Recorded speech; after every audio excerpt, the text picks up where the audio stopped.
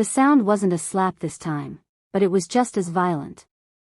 It was the sound of my own heirloom porcelain vase, the one that had survived a journey across an ocean and 3 generations, shattering against the marble floor of my foyer. "Oops," my son's fiancée, Chloe, said, not sounding sorry at all. A delicate, mocking smile played on her lips. My hand just slipped. Clumsy me. My breath caught in my throat. Not because of the vase, though its destruction felt like a physical blow. It was because of my son, Leo, who stood right beside her. He let out a short, hollow laugh. "It was old and dusty anyway, Mom," he said, not meeting my eyes. "This whole place could use a refresh. Chloe's just helping you see that. 70 years of my life were contained within these walls." The modest, 3-bedroom house my late husband, Arthur, and I had bought with every penny of our savings. The home where we raised our son. The garden Arthur had lovingly tended until his last breath. To them, it was just old and dusty. To me, it was a living scrapbook of a life well lived. This had been the pattern for months. A slow, insidious campaign of erosion. It started with suggestions. "Elara, you really should consider a retirement community," Chloe had said during her first visit, her designer heels clicking judgmentally on my worn hardwood floors. "All this space for one person? It's sad." Then came the criticisms. My garden was unruly. My furniture was outdated. My beloved, if slightly battered, station wagon was an embarrassment. Leo, once a boy with mud on his knees and laughter in his soul, now echoed her every word like a well-programmed automaton. The final straw had been the wedding invitations. I'd received mine in the mail, a thick, cream-colored cardstock that felt cold and impersonal. And next to my name, in elegant calligraphy, were the words that had ice water flowing through my veins, and guest. Leo had the decency to look uncomfortable when I called him. "Mom, it's a small, intimate wedding. We have to be strategic with the guest list. We can't have you sitting alone, it looks pathetic. Bringing a friend normalizes things." "Normalizes what, Leo?" I'd asked, my voice trembling. "The fact that your 70-year-old mother is a widow? That she doesn't need a prop to be a whole person at her only son's wedding?"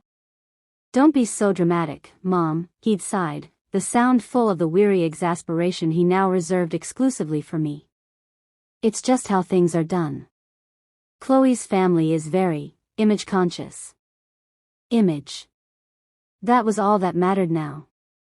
The image of a perfect couple, unburdened by a clinging, pathetic mother.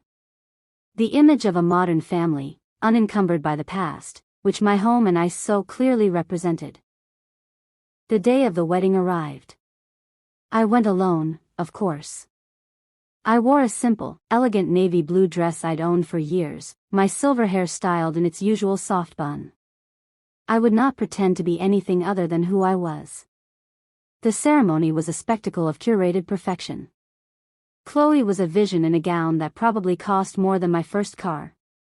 Leo looked handsome in his tuxedo, but his eyes, when they briefly met mine, were hollow. He was playing a part. At the reception, held in a sterile, modern art gallery Chloe's parents had rented, the final act of the play began. I was seated at a table in the far corner, with a collection of Chloe's distant cousins who spoke exclusively about cryptocurrency and influencer marketing. I was a ghost at my own son's feast. Then came the speeches. Chloe's father gave a booming, self-congratulatory monologue about his daughter's brilliance. Her maid of honor gushed about their epic girls' trips to Bali. Then Leo stood up. He spoke of his love for Chloe, of their future, of their dreams. And then he said the words that severed the last fragile thread connecting us. "And I have to thank my amazing mother-in-law, Diana," he said, raising his glass to Chloe's mother, a sleek woman who smiled like a shark. "She's shown me what true strength and grace look like. She's been more of a mother to me these past 2 years than, well, she's just been incredible." The air left my lungs. A few guests, those who knew, flicked their eyes toward me before quickly looking away. The humiliation was absolute, a silent, crushing weight. He had not only erased me, he had publicly replaced me. I didn't make a scene. I didn't cry. I simply stood, my legs moving on autopilot, and walked out of the gallery. The cool night air was a shock to my system. I leaned against the cold stone of the building, my heart pounding a frantic, painful rhythm against my ribs. For decades, I had been Elara, the quiet widow, the unassuming mother. I worked part-time at the local library, not for the money, but for the peace among the stacks. I drove my old car, not because I couldn't afford a new one, but because it was full of memories of drives with Arthur. I lived simply, not out of necessity, but out of choice. What no one knew, not Leo, not his social climbing fiancée, not a single soul in that gallery, was that the unassuming Elara was the majority silent shareholder in Veritas Innovations, one of the most successful green tech companies in the country. Arthur hadn't been just an engineer. He'd been a visionary. A quiet, brilliant man who, with my logistical and strategic mind beside him, had patented a revolutionary water purification system. We built the company from our garage, choosing to take on silent partners for capital so we could maintain control and, more importantly, our privacy. We saw what money did to people, how it twisted relationships. We wanted none of it for our son. We wanted him to have a normal childhood, to find his own path. It was the greatest miscalculation of our lives. Our desire to protect him from the corrupting influence of wealth had instead left him vulnerable to a different kind of corruption, the kind that comes from a sense of entitlement unmoored from gratitude. I pulled my simple, no-frills phone from my small clutch. My hands were steady as I dialed a number I knew by heart. "Mr. Sterling," I said when the line connected, my voice unnervingly calm. "It's Elara Vance. I'm invoking the contingency plan. The legacy portfolio. I want it activated, effective immediately. And I need you to pull all the files on the property at 17 Oak Lane. Yes, the one I've been paying the taxes and mortgage on for the last 3 years." I hung up and took a deep, cleansing breath. The legacy portfolio was Arthur's and my secret joke, a collection of assets, investments, and properties held under layers of legal entities, completely separate from the company. It was our just-in-case fund. In case the company failed. In case of war. In case our son turned out to be a stranger. The property at 17 Oak Lane was the modest house Leo and Chloe were renting. The one they constantly complained about. The one whose rent had been mysteriously reduced due to a landlord special rate. A rate I had been subsidizing every single month, through a property management company I owned. I got into my car, but I didn't drive home. I drove to the offices of Sterling and Associates, the most prestigious law firm in the city. Alistair Sterling, a man in his 60s with the sharp eyes of a hawk, was waiting for me, a thick folder on his polished mahogany desk. "Elara," he said, his voice grave. "I saw the guest list. I suspected tonight might be the trigger. Are you absolutely certain?" I thought of the shattered vase. The and guest on the invitation. The hollow look in my son's eyes as he thanked another woman for being his mother. "More certain than I've ever been about anything, Alistair," I replied. "They think I'm a relic to be managed." It's time they met the architect. The following Monday, I was in my garden, pulling weeds with a ferocity that was about more than gardening, when Leo's car screeched to a halt in my driveway. He stormed up the path, his face a mask of fury and confusion. "What did you do?" he demanded, waving his phone at me. "Our landlord just called. He said the owner is selling the house and we have 30 days to vacate. He said that special rate is terminated." "What did you say to him?" I sat back on my heels, wiping my brow with the back of my glove. "I didn't say anything to him, Leo. I said it to my lawyer. I am the owner." He stared at me, his mouth agape. "You, what? That's impossible." How? Then, I continued calmly, your bank called, I presume? About the automatic payments that suddenly stopped. The ones you thought were your annual bonus from work? The color drained from his face. That was you? For 3 years, I confirmed, standing up to face him.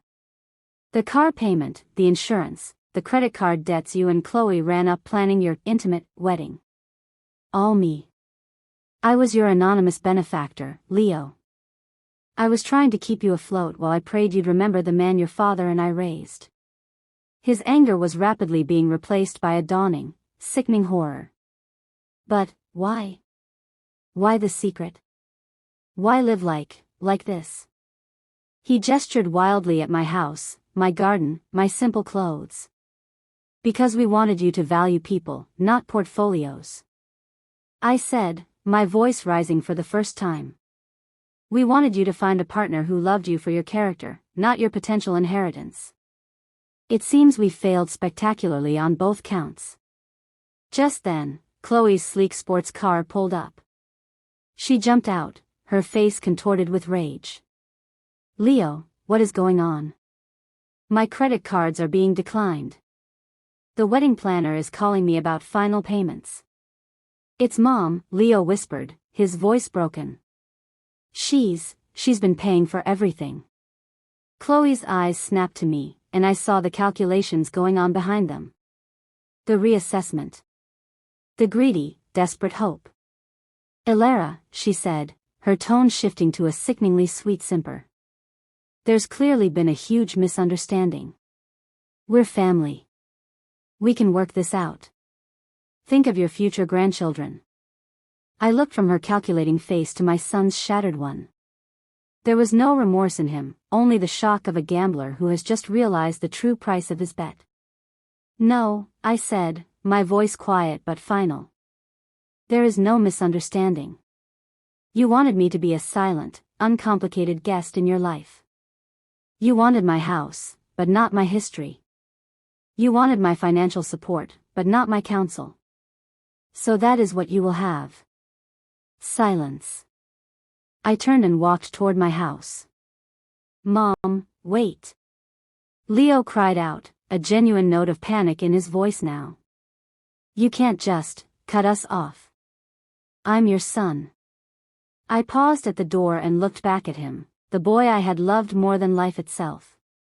You were, I said softly.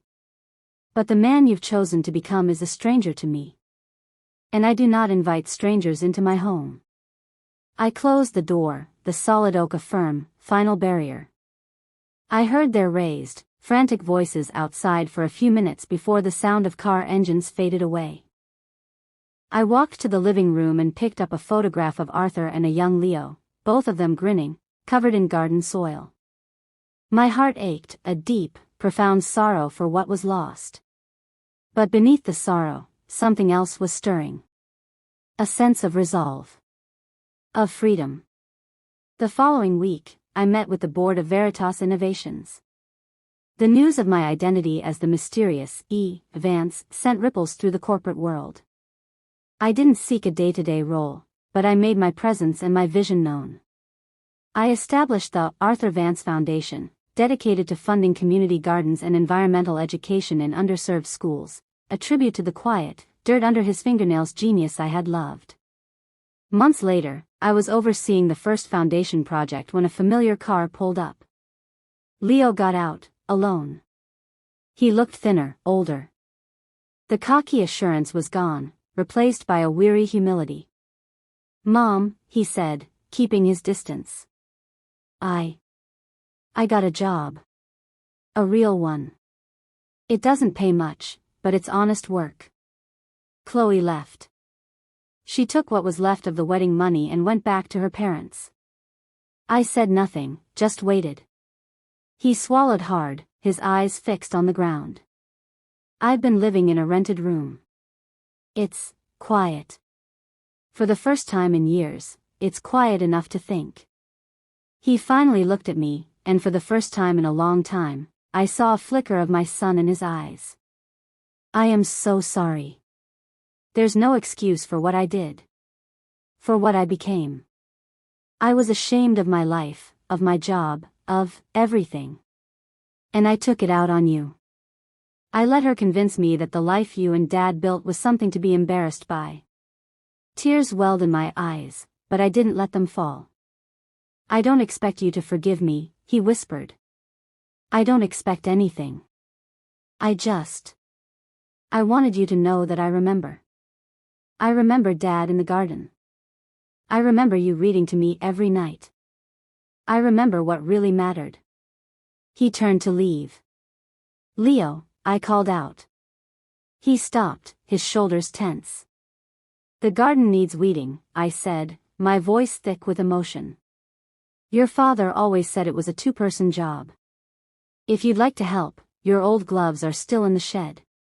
He didn't speak. He just nodded, a single, sharp movement, and walked toward the shed. It wasn't a happy ending. The trust was shattered, the innocence lost. The vase was still in pieces. But as I watched him kneel in the soil, picking up a trowel with hesitant hands, I saw the possibility of a new beginning. Not a return to what was, but the slow, painful, hopeful construction of what could be.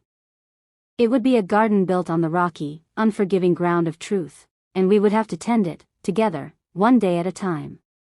Did you feel the soil beneath Elara's gloves and the chill of that gallery air? Which city are you listening from? Let's meet in the comments below. If this story resonated with you, your support through a super thanks would help me bring more layered, heartfelt narratives to life. Thank you for your incredible support and for journeying into these worlds with me. I'm truly looking forward to reading your thoughts. On the screen, you'll find 2 other life stories from my channel that explore the complexities of family and identity. There's so much more waiting for you here. Don't forget to subscribe. Until the next story, told with love and respect.